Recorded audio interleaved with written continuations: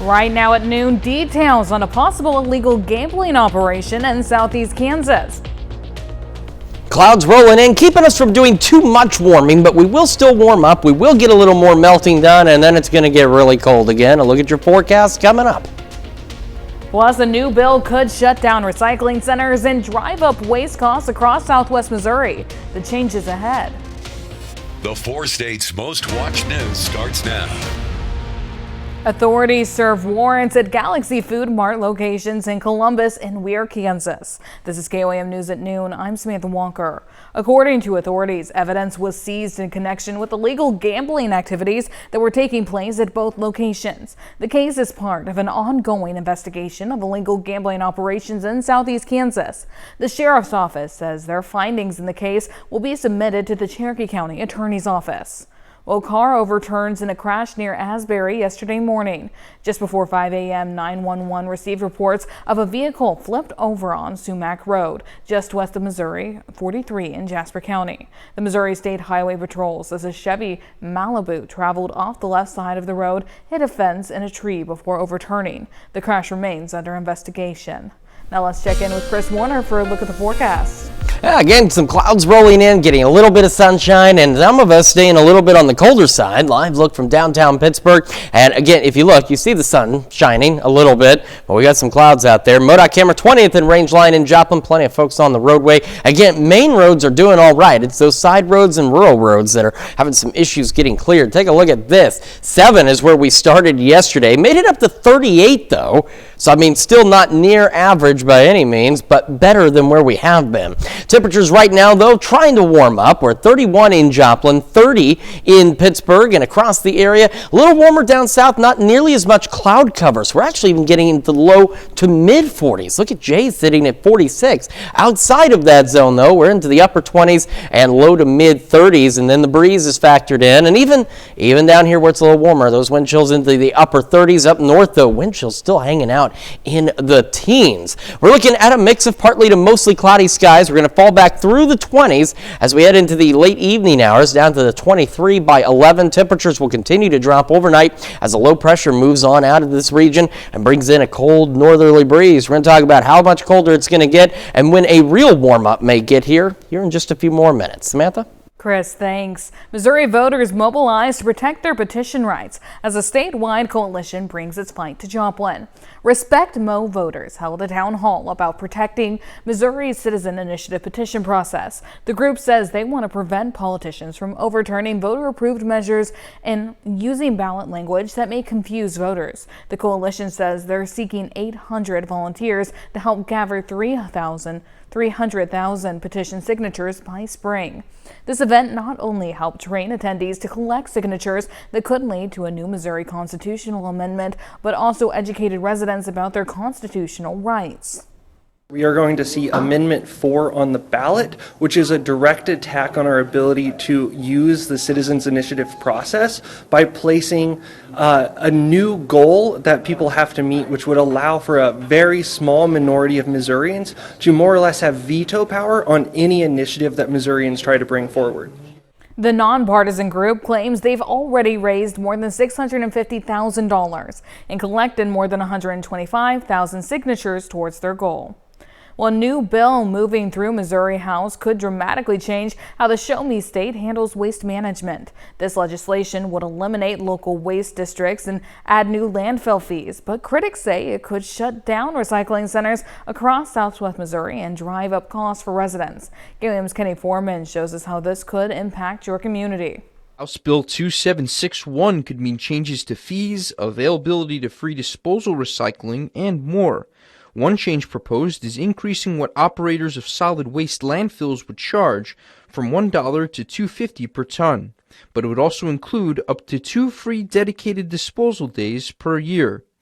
One impact being spoken out against is eliminating solid waste management districts and advisory committees, which, among other things, help fund recycling centers. They don't check for any kind of utility bill or anything like that because they receive funding from the district.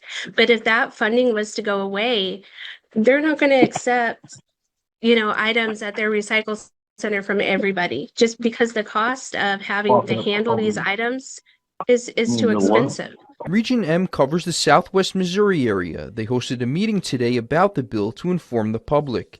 Executive Director Patty Overman argues that dismantling the management districts would likely close many recycling centers in smaller cities and drive up costs in larger cities like Joplin. I completely understand, needing to make the best use out of every dollar, but I feel like this board has been put in place by our communities and our bylaws to do just that. And we've always done that. At the end of the meeting, the board approved the resolution to oppose the bill. Kenny Foreman, KOAM News. If passed, the districts would shut down beginning August 28th of this year. Well, in Pittsburgh, a toddler approaches his second birthday in February, but his family faces a different reality than most. Benny suffered a near-fatal incident at his daycare in June 2024. Benny now struggles with neurological disorder. The daycare workers were charged with misdemeanor crimes, and this prompted Benny's parents to create Benny's Bill. They were convicted with misdemeanor charges, and with that only put one of them in jail for 60 days, bless you, and one of them in jail for 30 days. My son was served a life sentence on that day. Benny's bill aims to increase criminal penalties for endangering children under 6 years old, changing charges from misdemeanors to felonies. The bill is currently in the Kansas House, and if it passes there, it would next go to the Senate. Well, hundreds gathered at the Kansas State House in Topeka yesterday for a school choice rally hosted by the Kansas Policy Institute and the National School Choice Awareness Foundation. Students and supporters met with legislators to discuss the importance of flexible education options that meet the diverse needs of children. Opponents argue public tax dollars should be reserved exclusively for public schools. Well, Neosho is rallying to climb the ranks in Missouri's Small Town Showcase. Currently sitting at 12th place, community leaders say there's still time to push Neosho into the top 5. Voting closes February 1st at 5 p.m. and every vote counts. Residents are encouraged to cast their ballots online and spread the word. A lot of people that have gone and invested in our community. We have a lot of great business owners and families that want to see this be a great place to live and raise a family, and I think that comes out in everything we do. You can learn more about how to vote on our website, KOAMnewsnow.com. Well, coming up, new video has surfaced that appears to show Alex Preddy confronting federal immigration officers in Minneapolis 11 days before he was fatally shot. And later, we're making a batch of chocolate Napoleons in the Mr. Food Test Kitchen. Border Czar Tom Homan says a drawdown of ICE personnel in Minneapolis could begin soon if agreements with state and local officials are in place. As Ian Lee tells us, Homan signaled a change in tone, but not mission. Border Czar Tom Homan addressed the media in Minneapolis this morning, trying to reset priorities following 2 deadly shootings at the hands of ICE officers.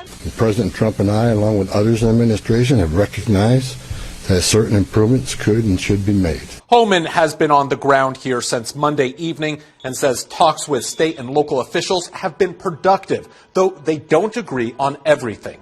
What we did agree upon is not to release public safety arrests back in the community, and they could be lawfully transferred to ICE. Homan is leading the operation after Homeland Security Secretary Kristi Noem was relieved of the assignment. Outgoing North Carolina Republican Senator Tom Tillis issued a blistering critique. She clearly doesn't know how to manage. She's never managed a large organization, and she's failing at every possible measure of the job. Homan reaffirmed the right to protest peacefully, but warned there will be zero tolerance for violence against ICE officers. New video shows another encounter between Alex Preddy and federal agents 11 days before he was killed.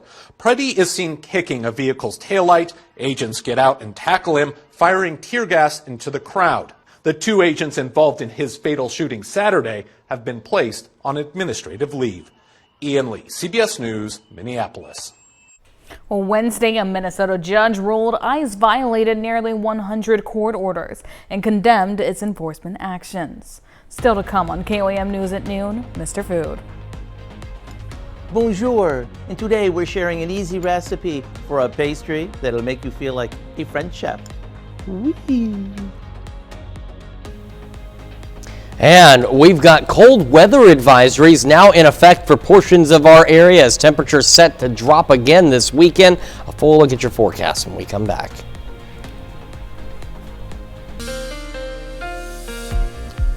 Welcome back to the KOAM News at Noon on what's turned out to be, at least for some of us, a relatively cloudy day out there. We're going to start live look downtown Pittsburgh. We still have snow on the ground. I know, it's been, 4 days now, and there's still snow out there because that was the one thing we told you regardless is, A, that schools were probably going to be out for a while because, B, we weren't going to be getting warm enough anytime soon to do any significant melting, and that's really been the case. So it's been left to the road crews to do their best and to, just routes being traveled regularly to clear some of that snow out there.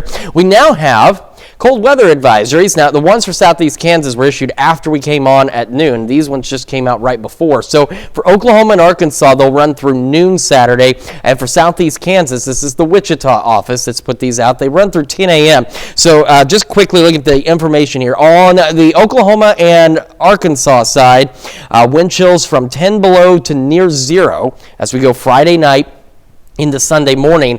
And for the Wichita office for southeast Kansas, this is for wind chills as low as 15 below zero because our temperatures are going to drop. That gives away really the big thing that's happening this weekend is that temperature drop. We've seen some light flurries here and there. A lot of it doesn't show up on radar very well. We'll continue to have that opportunity as this low pressure system continues to track off to the east-northeast, and you can see it right here by 5, right? That circle that's where all the winds are looping around. That's it near Cassville, Bentonville, and it will begin to exit the area. Now, behind it, winds will shift out of the north, and we'll have mostly cloudy skies, and future track has added some other flurry chances. I'm not going to say it's a 0 chance, but it's a very low chance. And even if you see anything, even if you see something today, it's not going to be enough to add to what we already saw over the weekend. We'll have those cloudy skies, at least mostly cloudy skies, continuing as we head through our Friday and into the overnight hours before we start to clear after midnight, heading into Saturday. By Saturday afternoon, we'll progressively start to go partly cloudy, and then we'll see clouds gradually increase as we go late Saturday into Sunday morning. And like I said, it's going to be breezy, it's going to be cold. So let's talk about that. Again, some isolated flurries, maybe a little drizzle depending on where this system sets up and if you're warm enough for rain. Upper 30s, low 40s for most of us, but again, down south, getting a little more sunshine, and so you're already into the mid-40s. As I said earlier, Jay was at 46 degrees.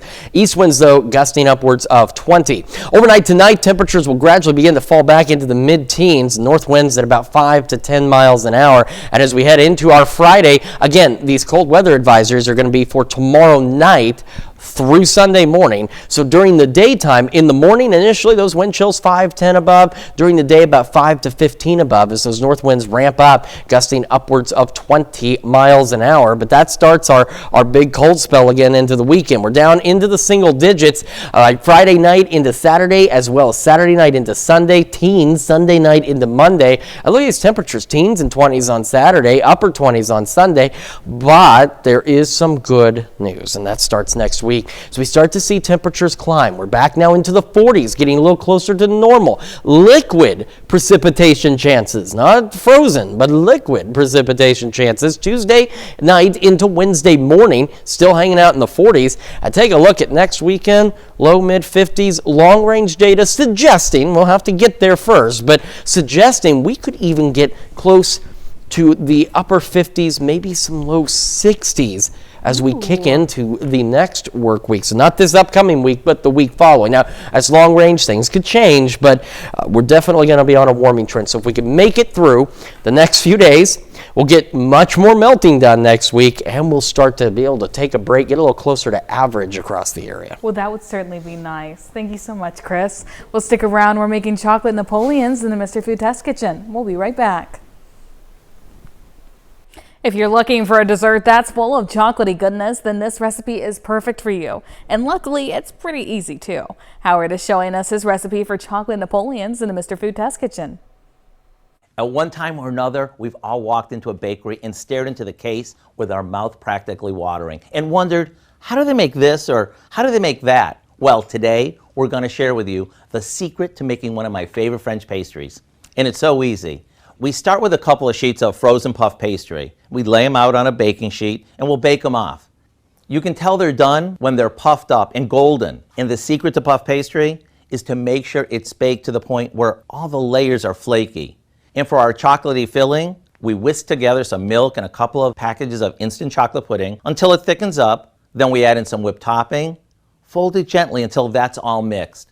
We're going to spread that onto one layer of the cooled pastry sheets, making sure we spread it evenly, like right to the edges. We're going to place the second one on top, flat side up, and we'll place a cookie sheet on top of that, and we'll gently press down to flatten out those puffed up areas so the filling just starts to ooze out. After glazing the top with white icing, we pipe it with some chocolate icing. And as we draw a knife over it, we get the same fancy schmancy look we find at the bakeries. And once it chills up, we cut it into squares. And when we bite into these with their creamy chocolate filling and the flakiest can be layers, watch out. The recipe for chocolate Napoleons is online now, just in time for Valentine's Day. Or really any day that you want a fancy dessert that is worthy of, as they say in France, c'est bon.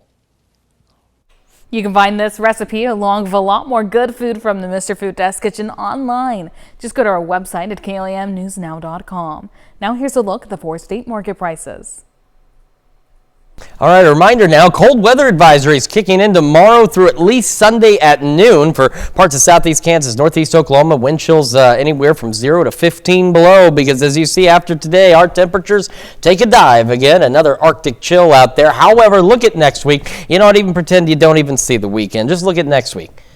40s, maybe even some low 50s by next weekend. So we're going to get back to normal. We just have a few more really cold days to get through, and I think we're all going to come through it together on the other side. I hope so. I think those nice temperatures would certainly be great. Agreed. Well, thank you, Chris. Well, coming up tonight at 5, more and more people are turning to medical marijuana for pain control. It's becoming a popular alternative for opioids. Doctors say cannabis can be as effective as opioids for pain control with fewer side effects. We'll take a look at the growing trend. Plus, we sit down with the family of Adam Busari, the Girard teenager who was shot and killed earlier this month in Pittsburgh. And we take a look at construction underway for a new emergency communications radio tower in southwest Missouri. Join us for those stories and a whole lot more on KLAM News at 5. Well, that's the news for now. Thank you for joining us for KLAM News at noon. Have a great afternoon.